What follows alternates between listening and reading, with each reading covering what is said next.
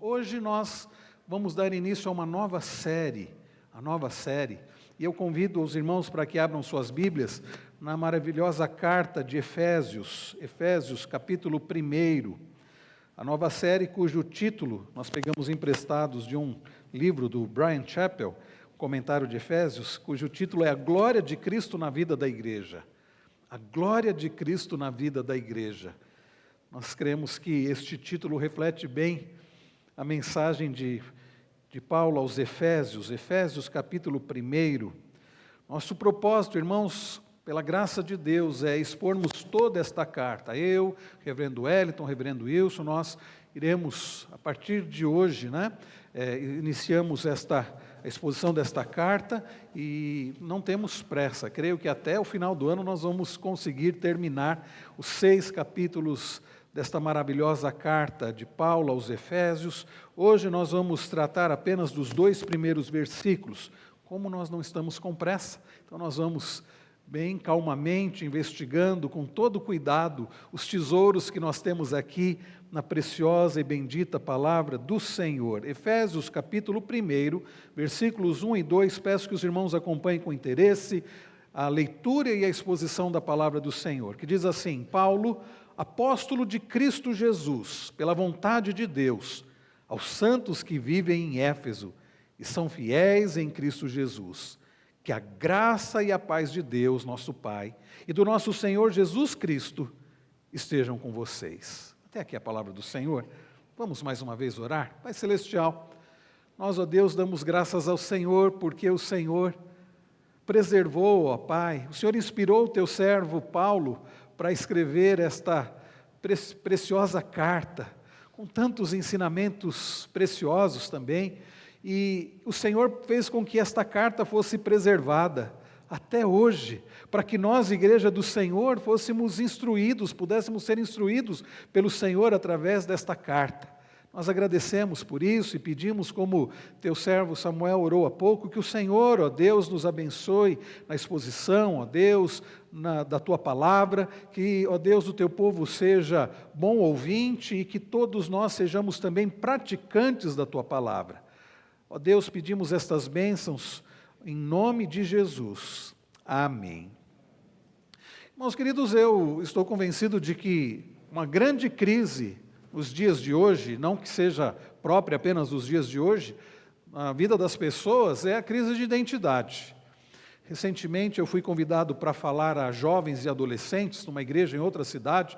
Eu fiquei pensando sobre o que falar para jovens e adolescentes. A gente está mais acostumado a falar para adultos, e eu fiquei pensando o que tema poderia ser falado para jovens e adolescentes de uma igreja, o que os jovens e adolescentes precisam ouvir. E eu resolvi falar, irmãos, sobre o tema identidade, a nossa identidade em Cristo.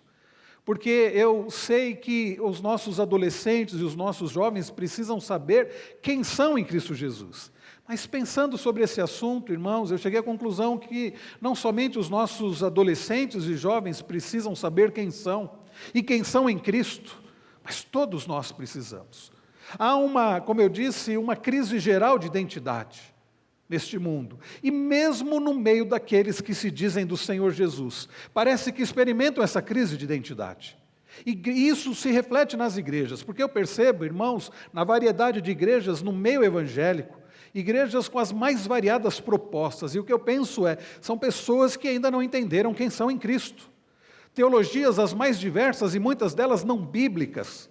E esta crise de identidade, quando nós não sabemos quem somos, quando não sabemos quem somos em Cristo Jesus, nós corremos o risco de termos uma autoimagem desequilibrada. Há muitos que têm uma autoimagem, como é dito nesses últimos anos pela psicologia, uma autoimagem baixa, uma autoestima baixa, ou uma autoimagem negativa, ou outros que se acham muito.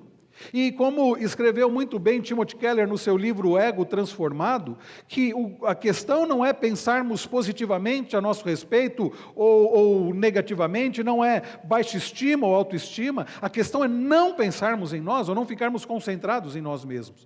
Mas, queridos, se precisamos saber quem somos, nós precisamos saber quem nós somos em Cristo. Porque a falta de conhecimento, a falta de entendimento a respeito de quem somos em Cristo, certamente nos levará a atitudes erradas. Pessoas que não sabem, cristãos que não sabem quem são em Cristo, não agirão como devem agir. Igrejas que não sabem quem são em Cristo, não vão agir da forma correta, da forma bíblica. E quando nós olhamos para esta carta, essa preciosa carta, João Calvino chegou a chamá-la de a rainha das epístolas, nós aprendemos, através do apóstolo Paulo, inspirado por Deus, quem nós somos em Cristo. Quem nós somos em Cristo. E ao olharmos para este início da carta, a saudação, nós já podemos aprender quem somos e também o que já temos. Quem somos e o que já temos. Ao olharmos, queridos, para esta saudação da carta, nós já podemos aprender quem nós somos, o que o Senhor fez por nós e o que já experimentamos através do que o Senhor fez por nós. O resumo da mensagem desta noite, queridos, é que através do nosso Senhor Jesus Cristo, nós somos santos e fiéis. E já experimentamos da graça e da paz do nosso Senhor. Este é o resumo da mensagem desta noite. Em Cristo, nós já somos separados, povo de Deus, que creem nele, santos e fiéis, e já experimentamos da parte de Deus a paz e a graça e a paz do nosso Deus e Pai, do nosso Senhor Jesus Cristo. Nós vamos ver isso então em duas partes. A primeira parte aqui é que através de Cristo nós somos santos, separados por Deus e fiéis, e agora cremos no Senhor. Olhem comigo novamente o verso 1. Paulo, apóstolo de Cristo Jesus, pela vontade de Deus, aos santos que vivem em Éfeso e são fiéis em Cristo Jesus. Irmãos queridos, o apóstolo Paulo, conforme nós vemos logo no início da carta, ele se identifica, ele diz Paulo, apóstolo de Cristo Jesus. Então nós já sabemos quem é o autor desta carta, ainda que no século XX, autores liberais, e quando nós falamos em liberalismo, aqui nós estamos falando em liberalismo teológico, diz respeito a pessoas que não creem na Bíblia como regra de fé e prática, como inspirada, inerrante, pessoas que vão para as Escrituras com um olhar crítico, porque não creem no sobrenatural, não creem que Deus tem um poder sobrenatural, e olham para as Escrituras como qualquer literatura, gente que não acredita que Jesus ressuscitou, gente que diz que Adão e Eva, na verdade, nunca existiram, gente que diz que Jonas, é impossível alguém ter ficado 3 dias dentro do ventre de um peixe, diz, não, é apenas uma novela hebraica, gente que põe em questão e em descrédito a autoridade da palavra de Deus. E esses que olham a Bíblia como um mero livro e que não creem no Deus Todo-Poderoso e Soberano, que age de maneira sobrenatural, eles questionaram a autoria desta carta. Dizem assim, na verdade, Efésios é tão parecido com Colossenses, e são cartas irmãs, que muito provavelmente quem escreveu esta carta foi alguém anos depois, que Paulo escreveu Colossenses e pegou partes de Colossenses. Mas, irmãos queridos, ele diz, Paulo, apóstolo de Cristo Jesus, pela vontade de Deus. Ao longo da história da igreja, a autoria de Paulo, a autoria paulina não foi questionada. E nós, queridos, cremos que, de fato, Deus inspirou o apóstolo Paulo tanto para escrever Efésios, quanto para escrever Colossenses, assim como Gálatas, Romanos, Tessalonicenses e as pastorais também. E, queridos, nós cremos sim nas semelhanças entre Efésios e Colossenses. E uma coisa que explica isso é porque Paulo escreveu, quando ele estava ali preso em Roma, e ele escreveu, queridos, entendendo e não tratando de problemas específicos de uma igreja local. Nós vamos perceber que, por exemplo, diferente de 1 aos Coríntios, Paulo não está tratando de problemas que aquela igreja, aqueles irmãos lá na cidade de Éfeso estavam enfrentando. É por isso que muitos acreditam, como o comentarista bíblico William Hendricks, que esta carta, e outros comentaristas bíblicos acreditam que essa era um tipo de carta circular, ou seja, que esta carta circulou pelas igrejas ali daqueles dias. E então, meus irmãos, nós não temos o porquê de questionar a autoria paulina, nós cremos que de fato foi Paulo quem escreveu esta carta. E Paulo, como eu já disse, escreveu esta carta quando ele estava preso. Os irmãos se lembram quando nós fizemos a exposição do livro de Atos, quando Paulo saiu de Jerusalém Jerusalém, Paulo foi preso e foi levado a Roma, e Paulo ficou preso numa casa que foi alugada, né, pelo Império Romano, e ali ele foi guardado por sentinelas, pela guarda de César, né, a guarda pretoriana. E Paulo, quando esteve então naquele tempo encarcerado em Roma, ele escreveu aquelas que ficaram conhecidas como as cartas da prisão, inclusive aqui Efésios, e ele diz Paulo. E então, queridos, Paulo se identifica, e vejam que ele se identifica não somente citando o seu nome, mas também se referindo a sua condição, a sua posição através de Cristo. Ele diz, apóstolo de Cristo Jesus.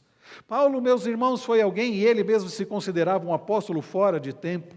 Paulo foi alcançado pela graça do Senhor, alguém que era um perseguidor da igreja do Senhor. Os irmãos se lembram de Atos, e foi maravilhoso nós termos feito a exposição primeiro do livro de Atos, e agora podendo ir para esta carta de Paulo, porque eu creio que os irmãos que acompanharam a exposição de Atos estão na mente aí, ainda bem recente, né, os acontecimentos que Lucas registrou em Atos, e os irmãos vão se lembrar que Paulo era alguém que era perseguidor, Saulo, um perseguidor da igreja do Senhor Jesus.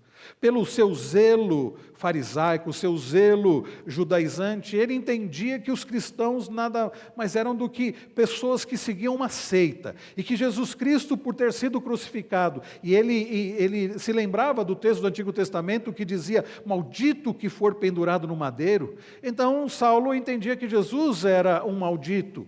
Anos depois, ele vai entender que ali, maldito, é aquele que se fez maldição em nosso lugar. Mas por muitos anos, aquele homem zeloso, porém equivocado, ele perseguiu a igreja do Senhor Jesus. Os irmãos se lembram quando Estevão é apedrejado, as roupas dele foram lançadas aos pés de Saulo, que consentia com tudo aquilo, e ele sai para perseguir os judeus, e ele vai perseguir os judeus quando o nosso Senhor Jesus aparece para ele no caminho de Damasco. E Jesus pergunta para ele, Saulo, Saulo, por que você me persegue? E ele pergunta, quem és tu, Senhor? Ele diz, eu sou Jesus. A quem você persegue? Irmãos queridos, de perseguidor da igreja do Senhor. Ele se tornou alguém, um seguidor de Cristo e um proclamador da palavra do Senhor. Então percebam, meus irmãos, que Paulo agora é um apóstolo, agora ele era um apóstolo, alguém que foi separado por Deus. E percebam, um apóstolo, às vezes a gente simplesmente diz assim, não, apóstolo é um enviado. E alguém pode dizer, então eu sou uma espécie de apóstolo. Não, mas é mais do que isso. Alguém enviado por Deus para levar a palavra do Senhor, comissionado e também que recebia o poder do Senhor. E é por isso que os apóstolos faziam sinais e maravilhas. E eles tinham não apenas a responsabilidade de levar a palavra de Deus, mas um apóstolo estava representando o próprio Deus. Era o próprio Deus falando através dos apóstolos, e eles eram inspirados. É por isso que nós não cremos que existam apóstolos hoje. Não, há cerca de 2000 anos morreu, né, já o último apóstolo. Então nós não cremos que nós tenhamos apóstolos hoje. E Paulo era um apóstolo do Senhor Jesus, alguém que ainda que não tenha, como os demais apóstolos, convivido com Jesus, andado com Jesus, naqueles 3 anos do ministério de Jesus, dos 30 aos 33 anos, ele era um apóstolo fora de tempo, mas que também viu a Jesus, que Jesus apareceu para ele, e o próprio Senhor Jesus o comissionou. Percebam que ele diz assim, apóstolo de Jesus, de Cristo Jesus. E aqui, hoje pela manhã, nós estávamos na classe de catecúmenos falando sobre os nomes de Jesus, e nós víamos que o nome Jesus significa salvação. Daí lá em Mateus 1:21, o anjo dizer para José a respeito da criança, né, que Maria estava grávida, e o anjo diz assim, vocês vão colocar o nome desta criança de Jesus, que vem de Josué, de Oséias, né, que vem de salvação, e Yahvé é o Salvador. E Jesus, e por que ele deveria receber, a criança deveria receber o nome de Jesus? O anjo diz, porque ele salvará o seu povo dos pecados deles. E Paulo aqui diz Cristo Jesus, ou seja, Cristo, nós vimos também pela manhã isso na classe de catecúmenos, a palavra Cristo é a palavra ungido. que no Antigo Testamento era Messias, é o ungido, o prometido no Antigo Testamento, aquele ungido do Senhor que viria para salvar o seu povo. Então, Cristo ungido, Messias, Jesus, Salvador. Paulo se identifica como apóstolo de Cristo Jesus, não por vontade própria, perceba, ele diz, pela vontade de Deus. Aliás, nenhum apóstolo se tornou apóstolo por vontade própria. Foi Jesus quem comissionou, foi Jesus quem chamou, foi Jesus quem deu tudo que eles precisavam para o apostolado, para poderem exercer o apostolado ao longo da vida. Então, Paulo não se fez apóstolo, ele diz, foi pela vontade de Deus. Irmãos queridos, este homem, apóstolo de Cristo Jesus, pela vontade de Deus, escreveu esta carta. E para quem ele escreveu esta carta? Ele diz aos santos que vivem em Éfeso, para os cristãos que viviam na cidade de Éfeso.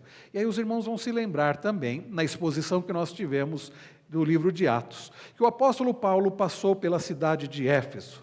Ao longo dentro das suas viagens missionárias, ele passou por Éfeso, e naquela cidade, Éfeso era uma cidade muito importante, foi considerada a mais importante da Ásia.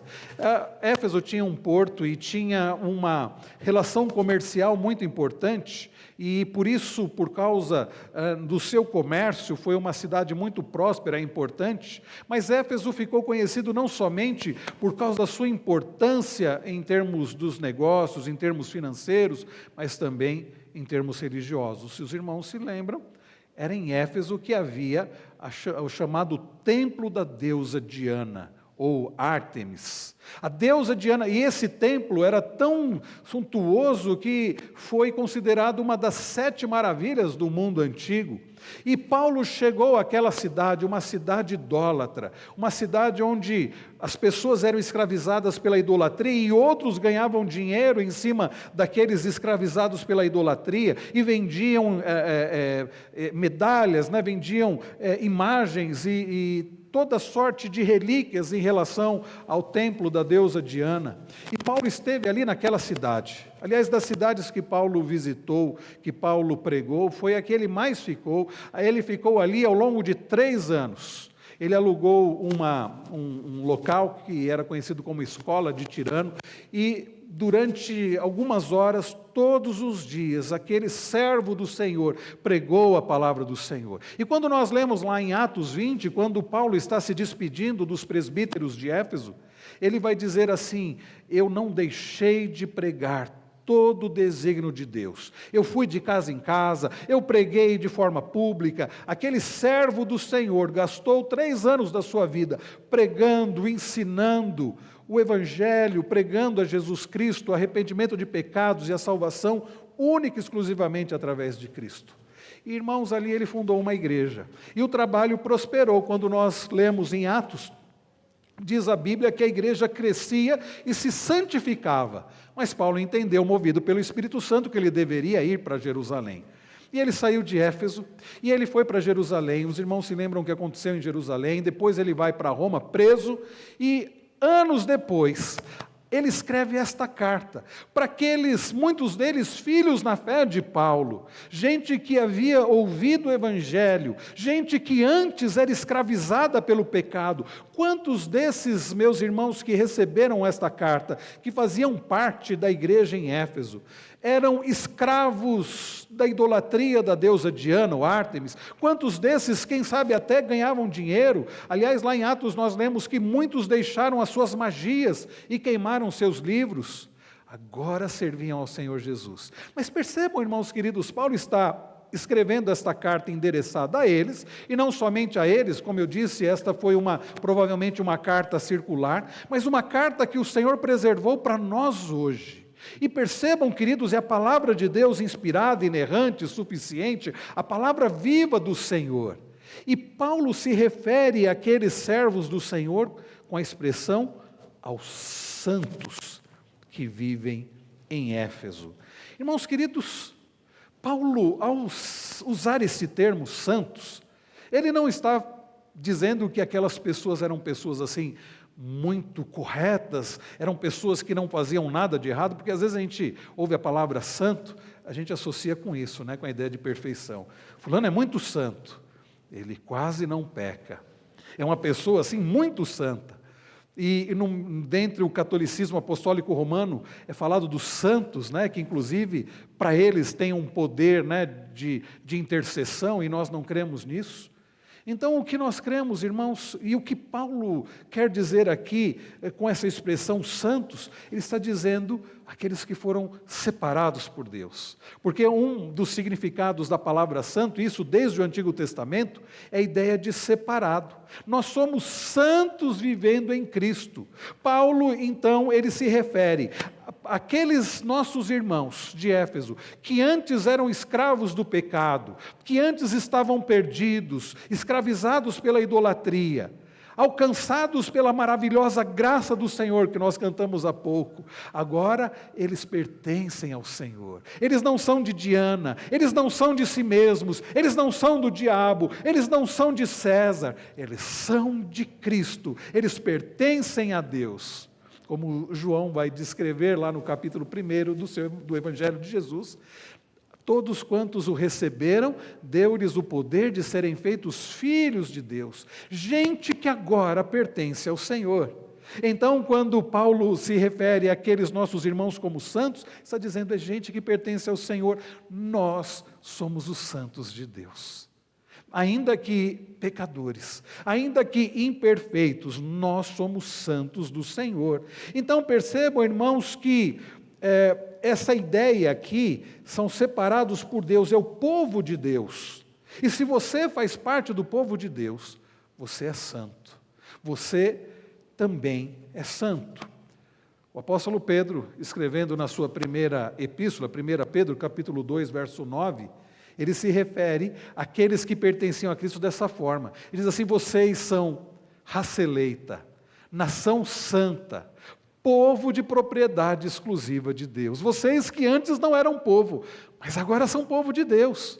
Raça eleita, nação santa, povo de propriedade exclusiva de Deus. Ou seja, aqueles que Deus separou, aqueles que Deus resgatou das trevas para Ele, aqueles que antes não pertenciam a Deus, mas por um ato da graça de Deus, foram comprados pelo alto preço do sangue de Cristo, e agora pertencem a Deus. Nós somos santos não porque somos perfeitos, mas porque aquele que é perfeito nos comprou para Deus, para o Pai, através de um alto preço que foi o seu próprio sangue. Então os santos, aqueles que são separados, os santos de Deus.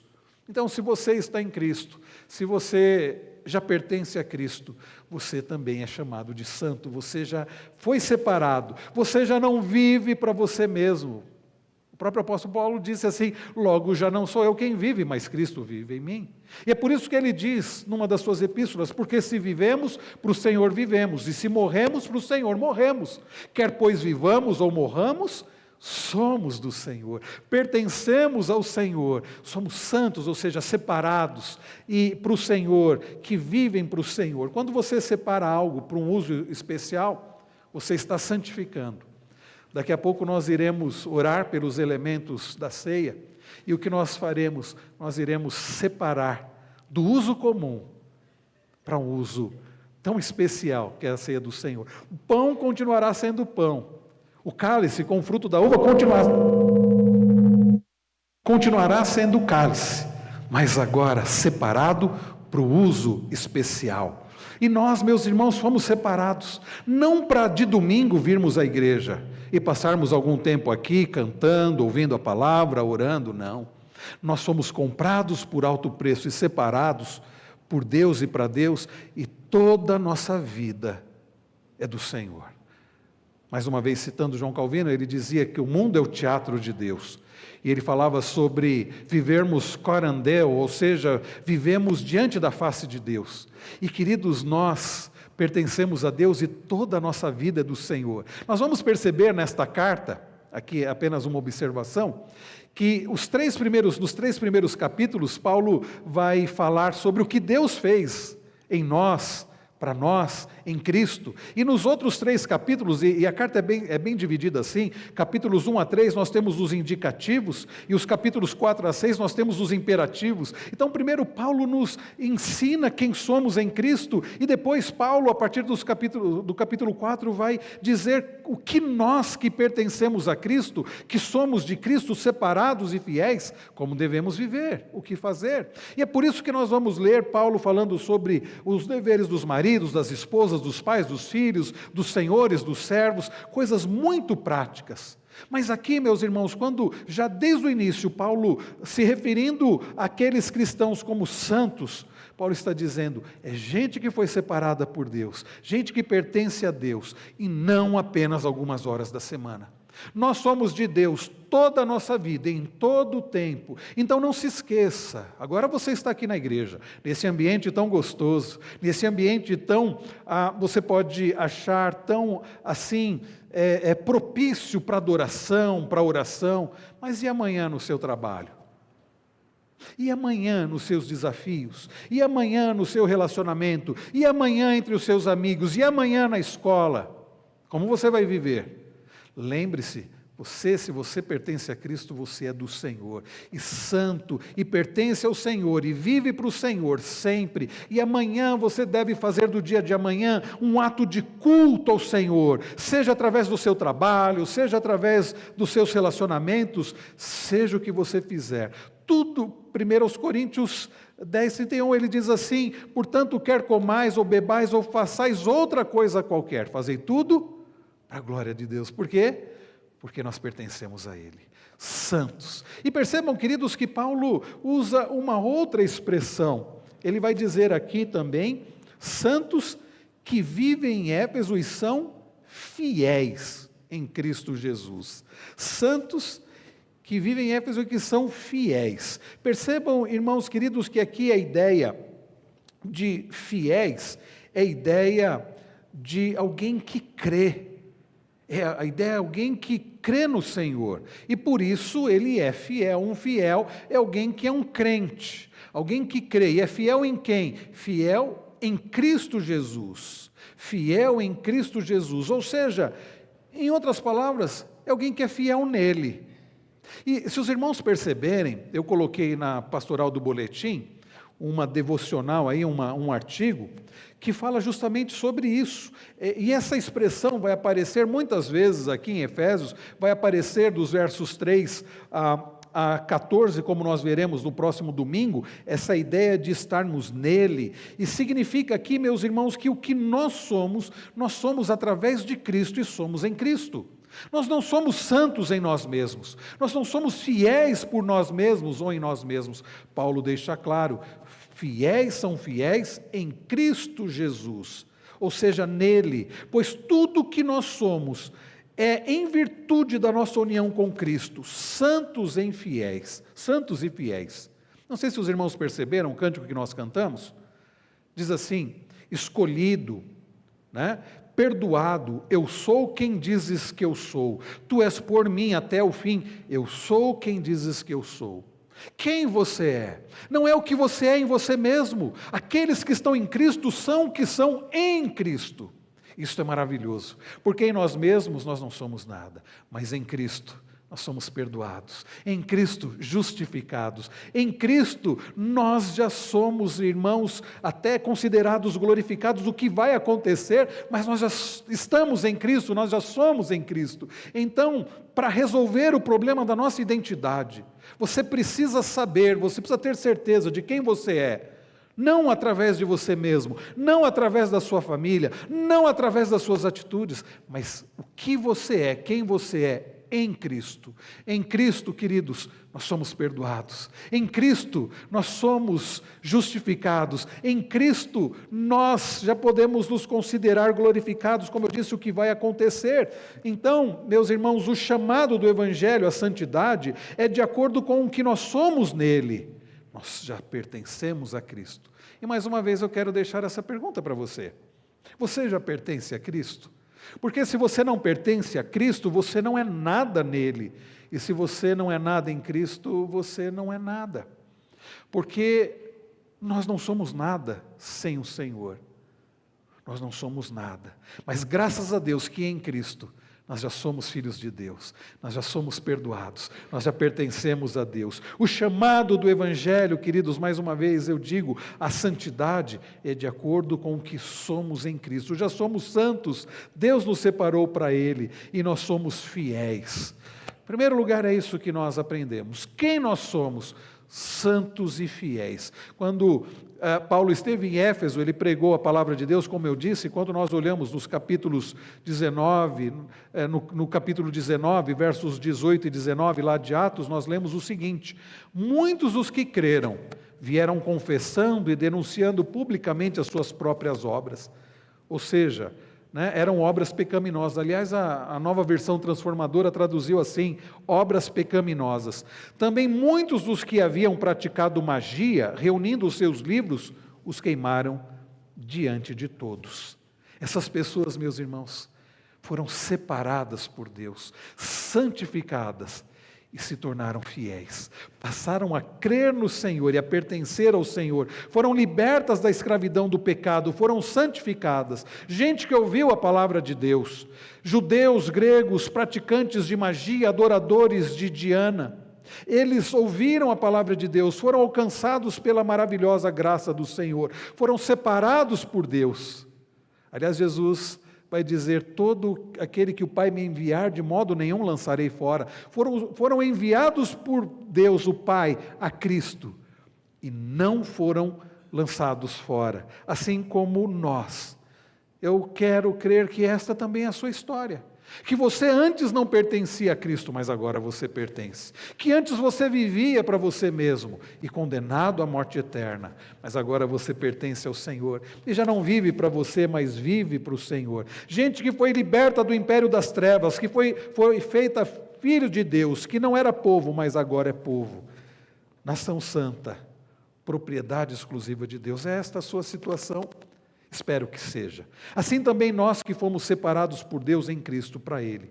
Essa carta, meus irmãos, não foi escrita apenas para aqueles santos e fiéis em Cristo de Éfeso, mas para nós, santos e fiéis em Jundiaí, santos e fiéis que congregam aqui nesta igreja, que pertencem a Cristo. Paulo vai tratar nesta carta sobre a unidade dos santos em Cristo Jesus. Mas o que é que nos sustenta, meus irmãos? E nós podemos ter a certeza de que o que nos sustenta é o fato de que já pertencemos a Cristo, que estamos unidos a Cristo. E Jesus diz lá no Evangelho de João, João 15, ele diz assim: eu sou a videira verdadeira, meu Pai é o agricultor, e todo aquele que está ligado a mim, todo o ramo que está ligado a mim, esse dá fruto. E Jesus declara e diz: sem mim vocês não podem fazer nada. E queridos irmãos, aqueles que estão em Cristo, eles não somente são santos e fiéis, agora creem no Senhor e pertencem ao Senhor, mas a segunda lição para nós nesta noite, olhando para o verso de número 2, é que já experimentam da graça e da paz, que somente aqueles que estão em Cristo, que são santificados e fiéis, podem experimentar. Em Cristo, meus irmãos, nós seguimos por sua graça e sua paz. Nós experimentamos, fomos alcançados e seguimos em sua graça e sua paz. Olhem comigo o verso de número 2. Que a graça e a paz de Deus, nosso Pai, e do nosso Senhor Jesus Cristo estejam com vocês. Irmãos queridos, esta é uma saudação muito comum, e nós encontramos esta saudação nas epístolas paulinas, nós encontramos essa saudação, nós lemos no início do culto, em Apocalipse capítulo 1, João usando dessa saudação, a graça e a paz da parte de Deus Pai e de Jesus Cristo. Esta, queridos, se tornou uma saudação comum, mas percebam, nós não podemos achar que é uma mera saudação do tipo boa noite, como vai você? É de fato uma saudação, mas é uma saudação que envolve um desejo, e para nós envolve o que Deus já fez e continua fazendo nas nossas vidas. Percebam, Paulo nos 3 primeiros capítulos desta carta, vai explicar o que Deus fez por nós através de Cristo, ou em Cristo. E nos 3 capítulos seguintes, como eu comentei com os irmãos, ele vai mostrar como então nós que estamos em Cristo devemos viver. E nos 3 primeiros capítulos nós temos o que Deus fez por nós. E percebam aqui, em primeiro lugar, nós vemos que nós, que fomos separados separados por Deus e agora cremos no Senhor, fomos feitos fiéis em Cristo, nós experimentamos da graça e da paz de Deus.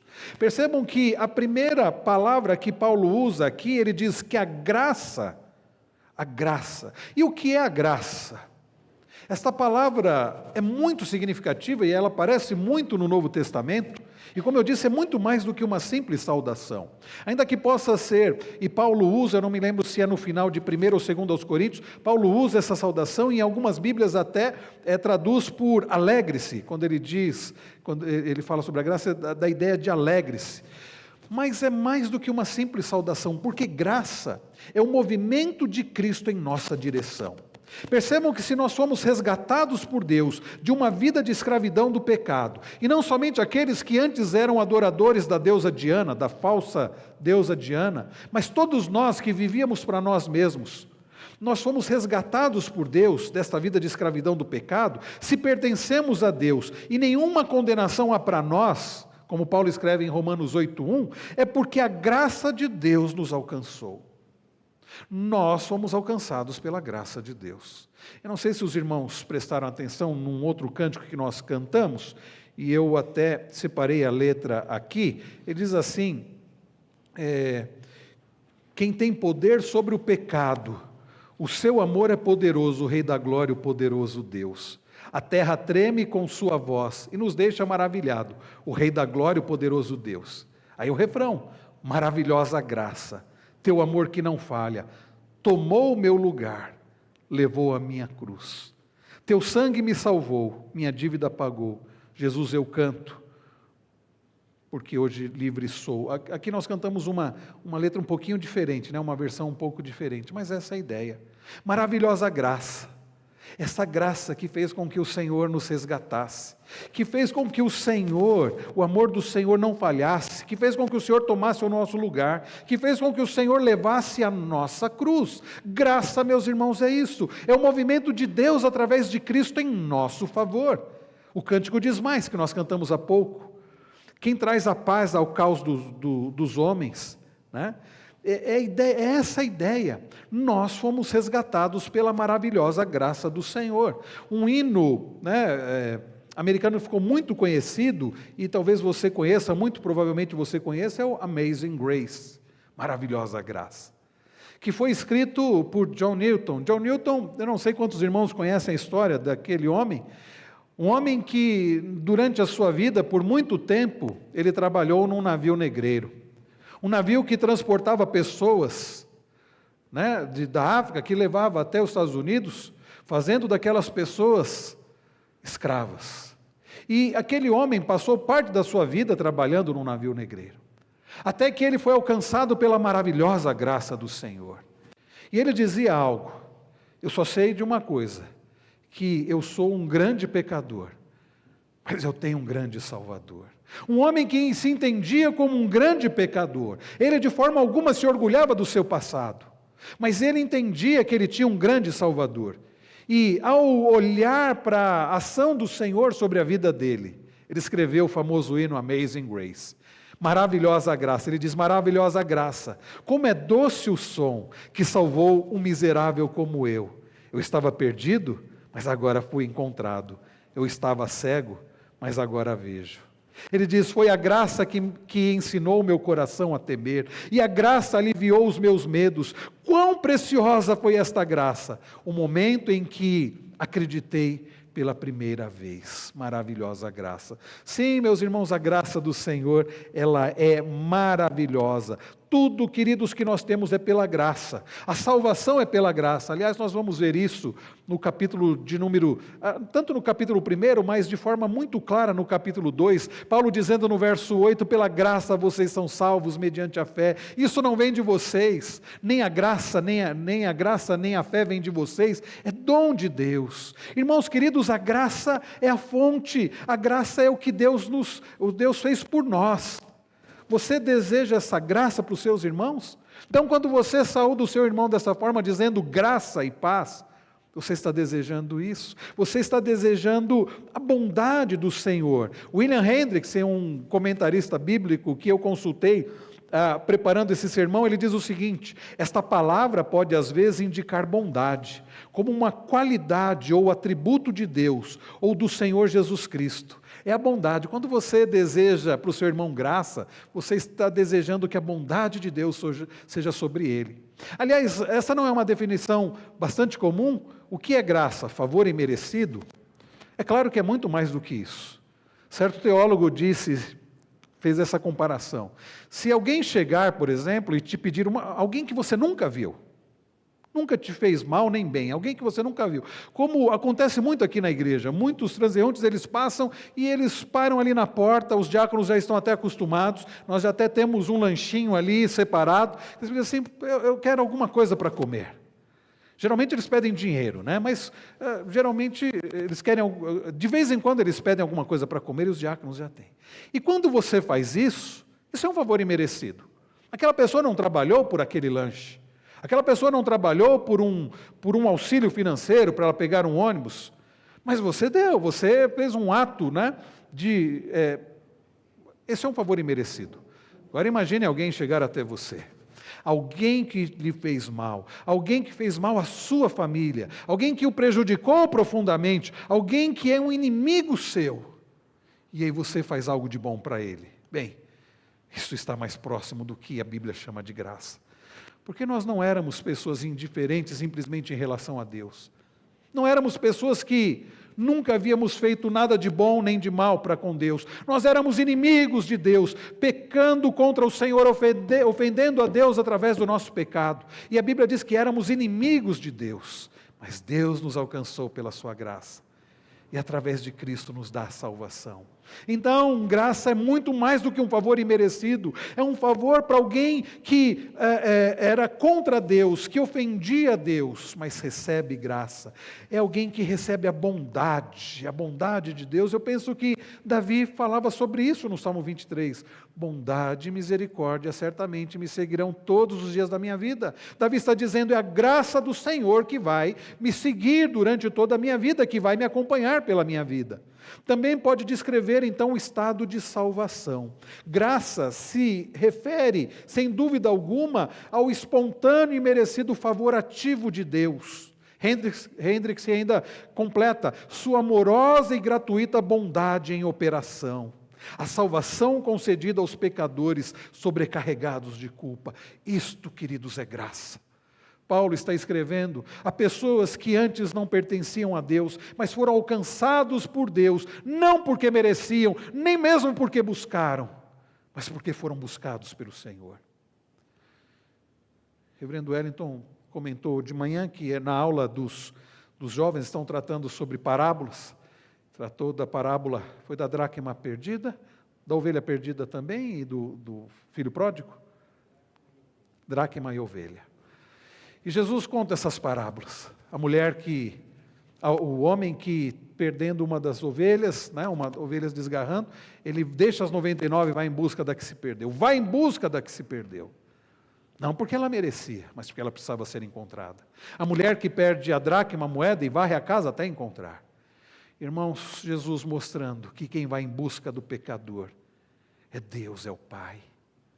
O pastor é o Pai. A mulher é o Pai que vai em busca do pecador. Irmãos queridos, isto é graça. Nós não merecíamos, mas nós fomos alcançados. A graça é a fonte. Mas vejam que Paulo usa uma outra expressão. Graça e paz de Deus. Se graça é a fonte, paz é o sorriso, citando mais uma vez Hendrickson, é o sorriso de Deus que se faz presente no coração dos redimidos, a segurança da reconciliação por meio do sangue de Cristo, a verdadeira integridade e prosperidade espirituais. Graça é a fonte, paz é o resultado. Graça é a fonte, paz é o fruto. Aqueles que foram alcançados pela maravilhosa graça do nosso Deus em Cristo, passam a experimentar paz. A palavra paz aqui, não se enganem, não tem a ver com ausência de conflitos. Para o mundo, paz tem a ver com ausência de guerras. Paz aqui não. A palavra paz, né, do grego eirene, que vem a sua palavra correlata do Antigo Testamento do hebraico é shalom. Lembra-se quando, aliás, é a saudação shalom, quando alguém saúda, quando um judeu saúda o outro dizendo shalom, é mais do que dizendo assim que você tenha paz, mas é dizendo o seguinte, que na sua vida você possa experimentar aquilo que Adão experimentou antes da queda, que você possa experimentar a harmonia, que você possa experimentar um bom relacionamento com Deus, com o seu próximo, que tudo que você vier a fazer venha prosperar, que você tenha uma vida de fato, né, com muita harmonia, com muita prosperidade. Essa é a ideia de shalom. E a palavra paz aqui é muito mais do que, como eu disse, ausência de guerra. Paz, é esse fruto da graça que tem a ver com reconciliação. Os irmãos prestaram atenção no texto que nós lemos durante o culto, Romanos 5:1, justificados, pois, mediante a fé, escreveu o mesmo apóstolo Paulo que escreveu Efésios, temos paz com Deus, por meio do nosso Senhor Jesus Cristo. O ser humano sem Cristo é uma pessoa em conflito ambulante, é uma pessoa em conflito constante, porque ele está separado de Deus, ele não tem paz com Deus, e por não ter paz com Deus, aquele que foi criado por Deus e para Deus, está vivendo fora do propósito do Senhor, vivendo para si mesmo, e ele não tem paz consigo mesmo. Como alguém criado por Deus e criado para Deus vai ter paz se ele não vive o propósito do Criador?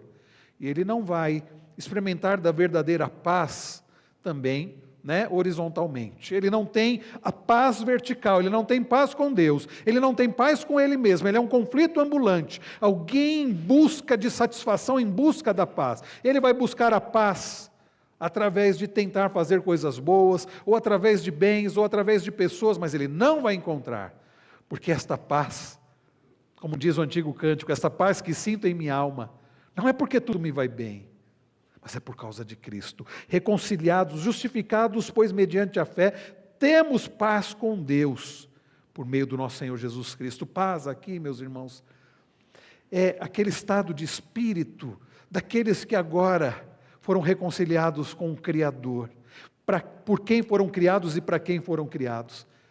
Paz é aquele estado de espírito que nos leva, e mais uma vez citando o Salmo 23, a não temer, mesmo quando passamos pelo vale da sombra da morte, porque nós estamos bem guardados nele, somos dele guardados por ele. Lá em João 14:27, Jesus disse: deixo com vocês a paz, a minha paz lhes dou, não lhes dou a paz como o mundo a dá.